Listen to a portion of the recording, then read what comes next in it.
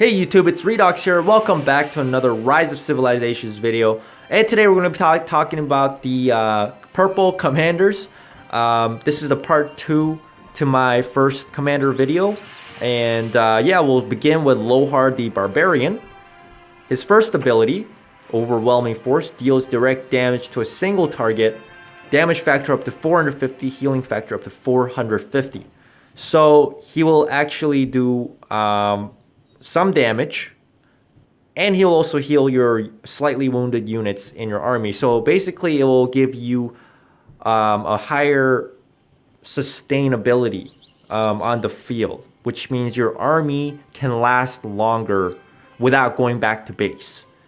That is a great trait to have when you're training your commanders and you want to kill multiple barbarians before going back to base. So it is a good skill to have for that.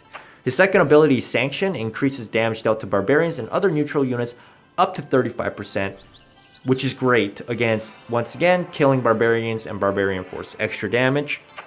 Third ability gives you extra experience to all commanders up to 70%. So if you can get up to 70%, Lohar and his secondary commander will get 1.7 times or almost 2 times experience upon killing a barbarian, which is the fastest way to train your commander, is by maxing this skill out. And then the fourth skill, Unruly Blood, heals some slightly wounded units up to 1000 healing factor upon leaving battle. Once again, it will just give your army that sustainability on the field. You don't even have to go back to base sometimes at all. Your army, you'll notice that with Lohar, if you have all of these healing skills upgraded, you'll notice just how long your army can last compared to other armies without this kind of skill. Lohar will make your units last a lot longer on the field when killing barbarians. So that will let you train more before going back to base. And then all purple commanders, something that the blue and green commanders don't have. Also orange commanders have this as well. They get, with expertise, they get an extra boost to one of their skills. So for Lohar, you'll get up to 2000 healing factor on this skill. That's a lot of healing. 2000. That's a lot of healing, guys. That's with expertise though. Okay, so normally you can't unlock expertise until you've unlocked and maxed all the skills. That's what expertise does. You have to max all 4 of the skills before you get expertise. So that means you have to hit level 5 for each of the skill.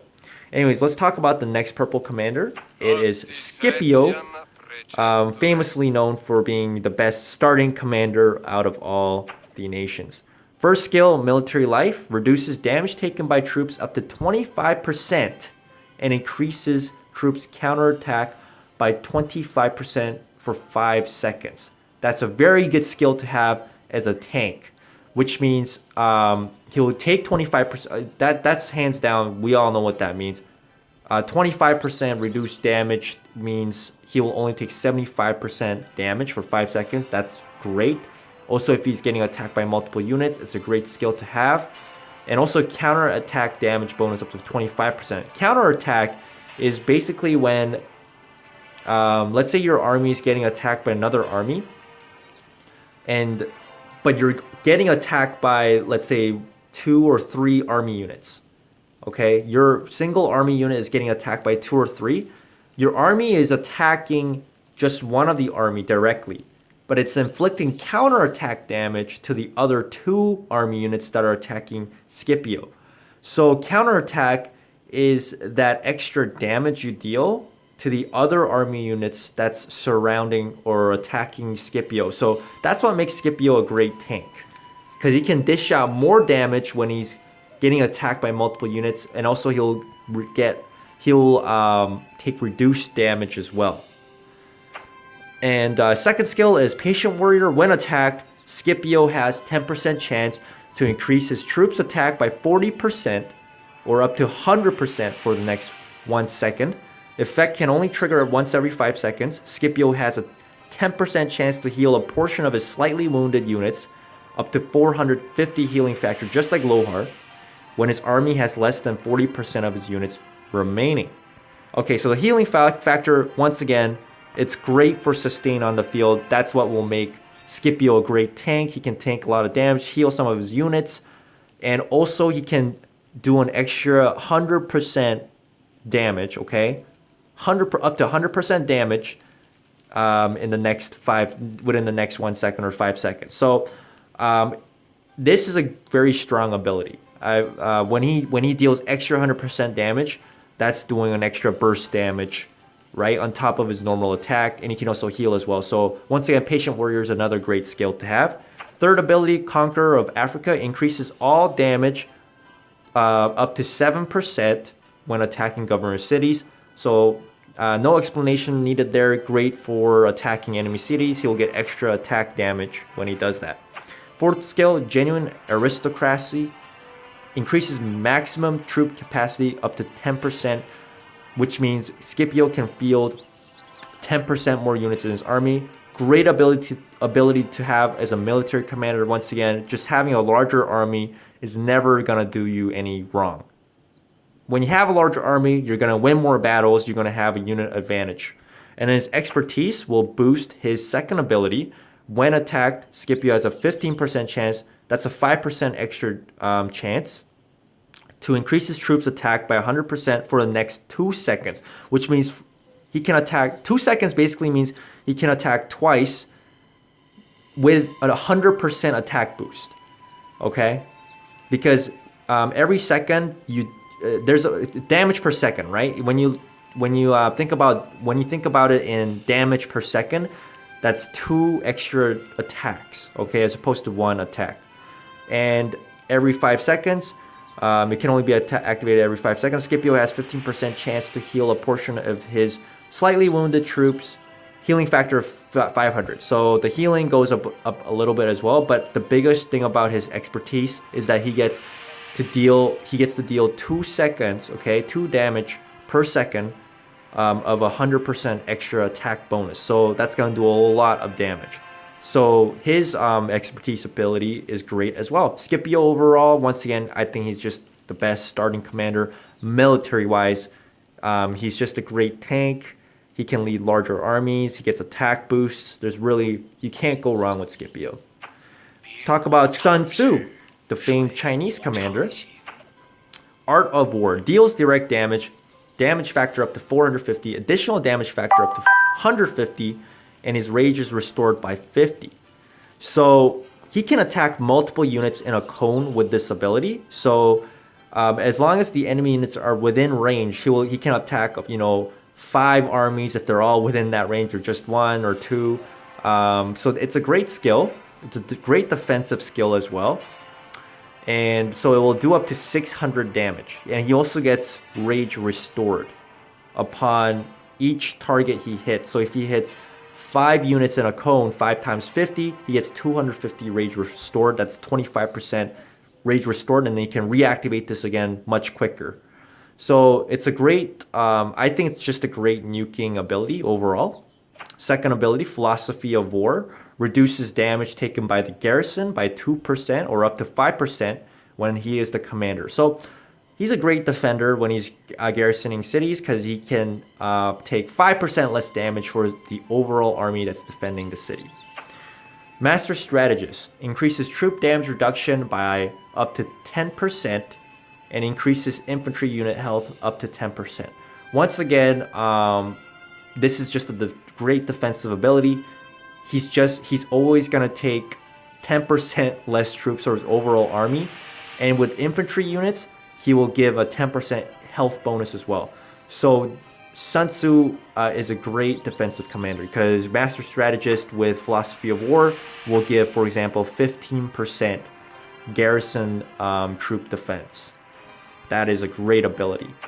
Ever-changing Tactics increases active skill up to 20%, which means his nuking ability, okay, to 600 will be boosted up to 20%, and also the secondary commander under Sun Tzu, like let's say Boudica, who has also a nuking ability just like Sun Tzu, will be boosted by 20% as well. So any nuking commanders will be a good combination with Sun Tzu.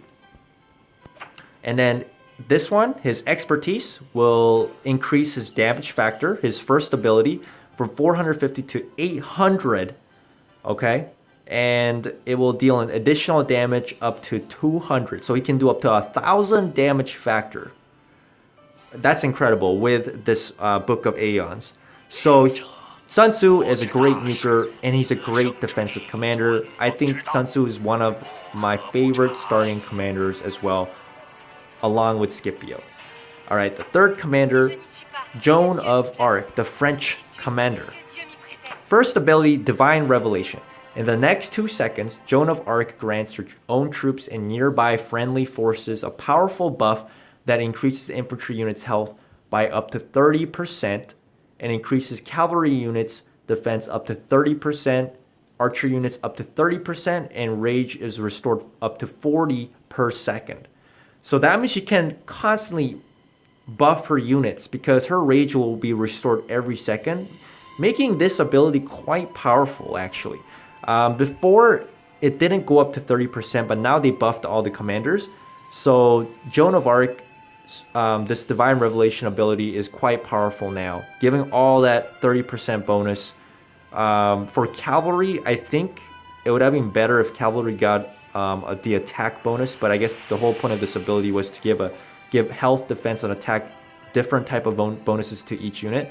But yeah, anyways, regardless, this is a great ability. She can buff your whole army and tank more hits and do extra damage with her archers.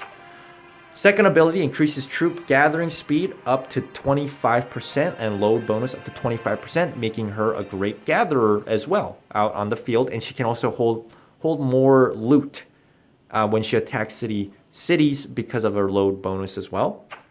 Third ability, Holy Refuge. Troops normal attack have 10% chance to heal a portion of slightly wounded units. Healing factor up to 450. Effect can only trigger once every 5 seconds. So it's just once again another healing ability, just kind of like what Lohar has, but instead of using rage, this is always going to be a 10% chance, but it can only be triggered every 5 seconds. So I mean, I would say this ability is decent, but it's average at best. Fourth ability is Saint. Reduces damage taken by troops up to 25%. Incredible. Okay, this is probably the best defensive skill. It's even better than Sun Tzu's defensive skill. Being able to take up to 25% less damage with Divine Revelation. For example, cavalry would get an extra 30% defense bonus. I mean, they don't really stack in that way, but I mean, in a way, the cavalry units, for example, with on a Joan of Arc unit, will take like up to 50% less damage. So it's a great ability, and this is a permanent buff to all her army. You'll always take 25% less damage, making her an awesome tank. Descent of Goddess is her expertise. When you max out all her skills in the next 4 seconds, instead of 2 seconds, she grants now 4 seconds of buff. Grants her own troops and nearby friendly forces a powerful buff that increases infantry units' health by 30%. And cavalry units by defense by 30, archer by 30, and grants an additional 50 rage per second. So you get more rage, and basically you get a buff of up to 4 seconds instead of just 2 seconds, which makes her very powerful. So with the Divine Descent of Goddess ability, she will have a buff like all the time. You'll see that buff being activated a lot. Joan of Arc is definitely one of the best starting commanders as well. Let's talk about the other purple commanders. Next one is the Korean one, Eulji Mundeok. The first one, water attack. Attacks the target and deals a massive damage up to 750 damage factor and decreases the defense of that unit up to 30% for the next 2 seconds. So any commanders that have defensive buffs or not whatnot, it will, like, the 30% defense reduction is great, but it only lasts for 2 seconds. Although it does damage, the nuking ability of up to 750 is quite a lot, but it's only a single unit nuke. It's not like multi-unit like Sun Tzu. Cold Welcome increases garrison defense by up to 5%. Basically the same thing as Sun Tzu. Okay, when he's a garrison commander, he'll give up to 5% defense bonus. Battle of Salsu increases the attack of infantry units up to 10% and defense bonus up to 10%. So it's basically, this is just straight up infantry bonus. So Eulji Mundeok is a great infantry commander if you have infantry units only under him, or if you use him as an infantry support commander for the main commander. this is a great ability to have. Strike back. When attacked, Eulji Mundeok has 10% chance to increase his own troops' damage up to 100% on the next turn. So basically, it's kind of like Scipio. He has a 10% of chance of dishing out extra 100% damage. It's kind of like what Scipio does on his second ability, but you have it on the fourth ability, and you're not capped to every 5 seconds. Because for Scipio, it only activates every 5 seconds. With this ability, it can activate every second, but it's a 10% chance. And expertise would give him increases the attack of infantry units by 15% and defense by 15%. So it'll just give a permanent extra 5% bonus to his infantry units. I think Eulji Mundeok is a great infantry commander.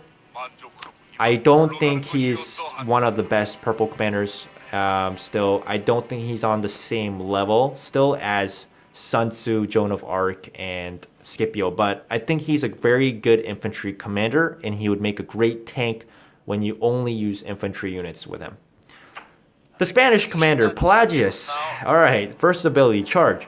Deals direct damage factor up to 300, additional damage factor up to 300, rage restored up to 100 after use. So he does up to 600 damage to a single unit, and he restores a lot of rage, more than the other commanders. It's a very average nuking ability. It's nothing really special. It only does up to 600. It's like Sun Tzu's. It's the same as Sun Tzu's ability, but he can only attack one unit with this. All right, founder of the Asturias. Cavalry attack bonus of 10%, cavalry defense bonus of 10%, making him a good cavalry commander. Third ability, retaking lost territory, increases garrison and watchtower attack by up to 5% when the commander is serving as garrison commander. So watchtowers are buildings, defensive buildings in your city wall. And Pelagius will just increase the attack, and it increases the whole garrison attack and the watchtower attack by up to 5%. Instead of giving a defense, he's giving an attack bonus, which is great as well when you're serving as a garrison commander. Fourth ability, the Mutineer. Troops' normal attacks have a 10% chance to heal some slightly wounded units up to 450 every second for 2 seconds. So that means when it activates for up to 2 seconds, he will heal 450 times 2. So he'll heal up to 900, I guess 900 healing factor, which is quite good for sustaining. So it makes Pelagius a good defensive commander, or a secondary commander. And his expertise increases the attack of cavalry units by 15 and defense by 15%. So it's just like the Korean commander. It'll just give extra bonus with cavalry. For Pelagius, I'm not a fan of this guy either. I think he's very average. His first ability, the nuking ability, is not that great, and the watchtower garrisoning ability is only good for defensive purposes. And I think Pelagius is probably one of the worst purple commanders. I'm still not a fan of this guy. I think he may be good with someone like Minamoto, who is a cavalry commander, so Pelagius can boost. He can be a secondary commander to Minamoto and give him some cavalry attack and defense bonus. But other than that, I'm still not a huge fan of this guy. Okay, Boudicca, the British commander. Lament of the Insurgent. Deals massive damage up to 600 damage factor. Attack reduction up to 25%. Rage reduction up to 100. So she inflicts rage reduction on her opponent. So, and which means if their rage gets lowered to 100, they may not be able to activate their skill, like the nuking skill or Joan of Arc's buffs. They may not be able to activate that when she reduces their rage. And also she gives an attack reduction to her opponent. So this is a pretty decent ability, I would say. It reduces your opponent's attack for the next 2 seconds. And she does some nuking damage up to 600. It's a decent ability. Definitely better than Pelagius' first ability, but it's not the best. I'm not really a huge fan of this ability. Group Battle.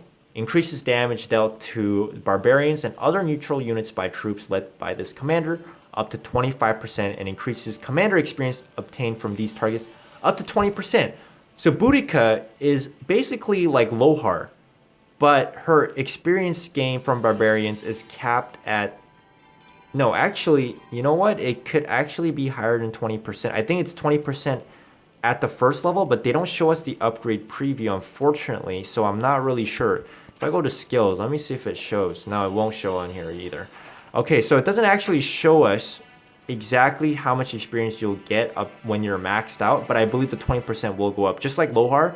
So Boudicca is another commander you can use, but Boudicca is not universally gained. You have to pick the British faction, or you have to unlock her later in game, but you need sculptures, and sculptures are not easy to find. So honestly, Lohar is probably still the better option to train your units. Unless you're playing the British, then you can use Boudicca because she gets this experience gain skill at second level. So this is a great skill to have, okay, when you're training your units and getting experience for your commanders. Third ability, Celtic Blood. Boudicca restores up to 50 rage and heals some of the slightly wounded units up to 400 healing factor in her army whenever she uses a skill. So when she uses her active ability, the 600 nuking damage, then this skill will be activated. For example, she'll get rage restored and she'll heal some units. It's kind of like Lohar. When you have the healing factor, you can sustain, you can stay longer on the battlefield, so you can train your units longer. Queen of the Iceni. Troops' normal attacks have a chance to increase the damage dealt to enemy as follows. 5% chance to increase damage dealt up to 50%, and then 3% chance to increase by up to 20% or 100%, 2% chance to increase by up to 150%. Now it's weird because it says 5%, 2%, and 1% chance on the upgrade preview, but it says 3 and 2 on the description. So I'm not sure which one it is. But anyways, she has up to this much percent chance to do extra damage. That's basically what it is, extra damage, which is great. So she will do more damage, but the chance is capped as 5%, and anything lower than 10% is very low. 5% is a very low chance. So it's a good skill, but I don't think it's the best extra damaging skill. And her expertise deals massive damage up to 1,000 factor instead of 600, and reduces the rage is still up to 125. Everything else is the same, but her nuking ability goes up to 1,000 damage factor, which makes her first ability very strong. I think Boudicca is a decent purple commander, especially because you can give the extra experience. You can use her as a substitute instead of Lohar to train your commanders. I think that's the biggest thing about Boudicca, but she's also a good attacker as well.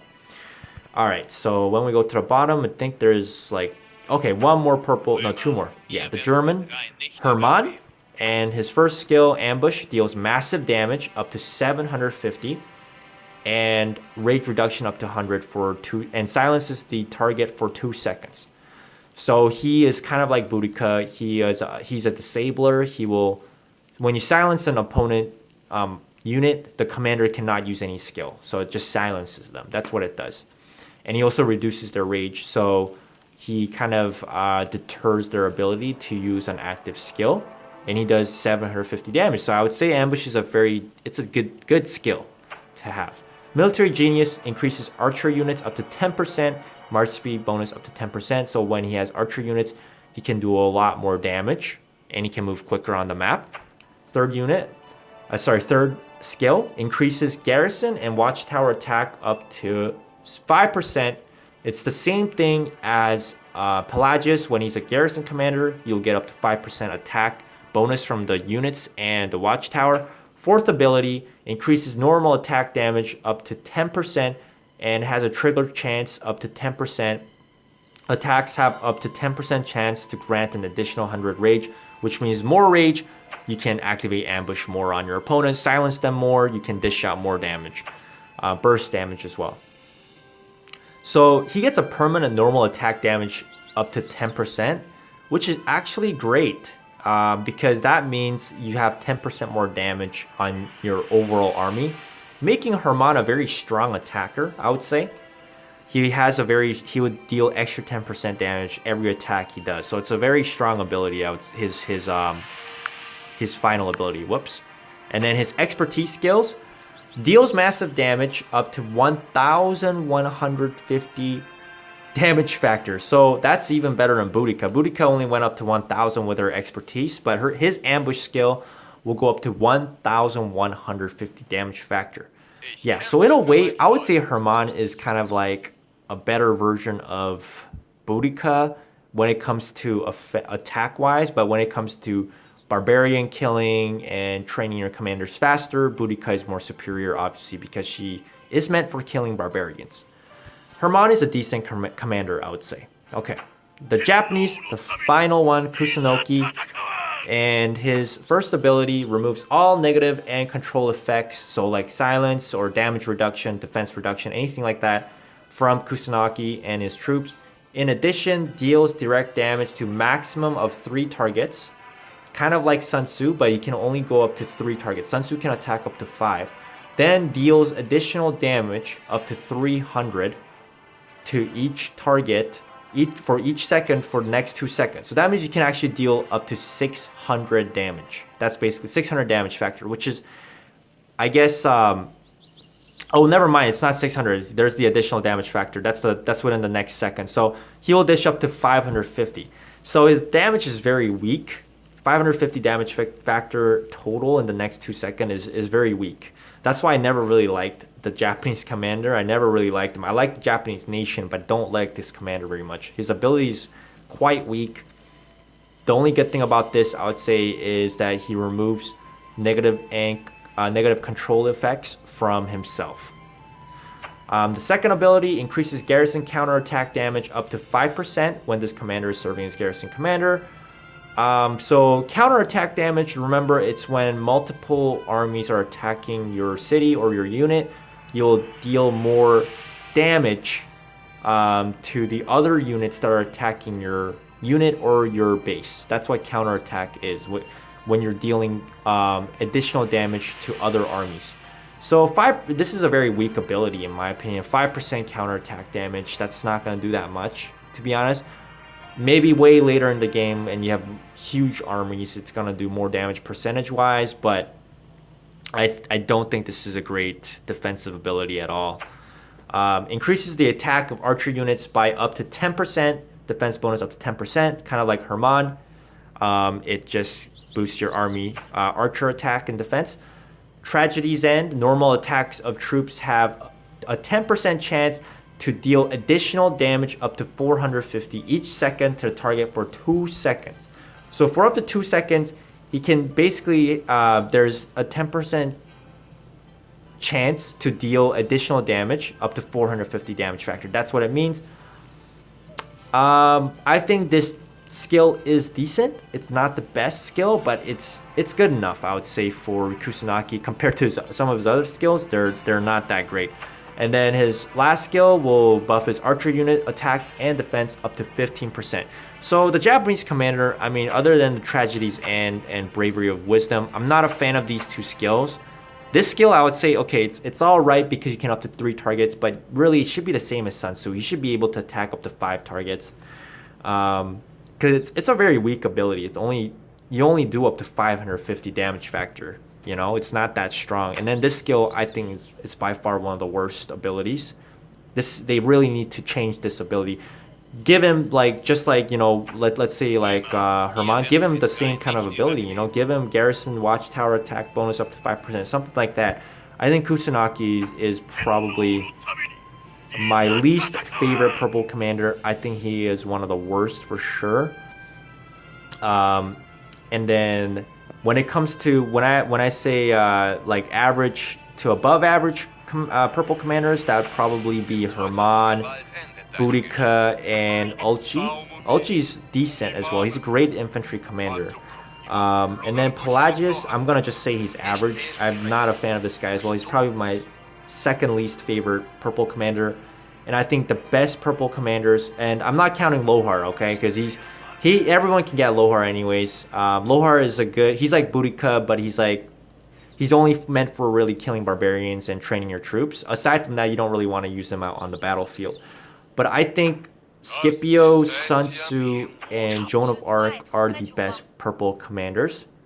So, yeah, I don't know if that's going to influence your decision in picking your nation, but it will, because the starting commander you get with your nation will determine how much like like how much you will use that commander, because I chose China on this account and I'm leveling Sun Tzu because I have more sculptures for Sun Tzu, for example. So I guess it does matter in that way. But yeah, that's what I would recommend. I really like Sun Tzu, Scipio, Joan of Arc. Eulji's alright, and Boudicca is alright as well, depending on what type of playstyle you want to go for. But these are really my favorite purple commanders. Thanks for watching this video. Leave a thumbs up, leave some comments and some feedbacks for me as well. I'll come back with more videos for you guys. I hope you guys have a great day, and I'll see you guys next time.